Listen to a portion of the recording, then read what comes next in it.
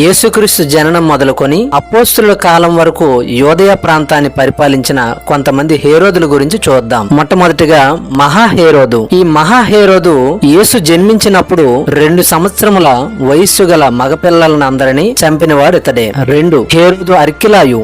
హేరోదు అర్కిలాయు కాలంలోనే యోసేపు భయపడి శిశువుగా ఉన్న యేసును తీసుకుని మరియా యోసేపులు నజరేతు అనే ప్రాంతానికి వెళ్లిపోవటం చూస్తాం. 3 హేరోదు అంతిప. హేరోదు అంతిప బాప్తిస్మిచ్చి యోహానును చంపించిన వాడు ఇతడే మరియు యేసుక్రీస్తును శిలువకు ముందు విచారించిన వాడు ఇతడే. 4 హేరోదు ఫిలిప్పు 1. ఇతడు హేరోదియా భర్త. ఈ హేరోదియా విషయంలోనే బాప్తిస్మిచ్చి యోహాను మరణించెను. 5 హేరోదు ఫిలిప్పు 2. ఇతడు తిబేరి కైసరు ఏలుబడిలో ఇత్తూరుయ ట్రకోనీతి ప్రాంతాలకు చతుర్థాధిపతిగా ఉన్నవాడు ఇతడే. 6 హేరోదు అగ్రిప్ప 1. అపోస్తుడైన యాకోబును శిరచ్ఛేదనం చేయించిన వాడు ఇతడే మరియు పేతురును చెరసాలలో వేయించిన వాడు ఇతడే. 7 హేరోదు అగ్రిప్ప 2. అపోస్తుడైన పౌలు తన సాక్ష్యాన్ని చెప్పుకొనుటకు ఇతని ముందే నిలబడెను.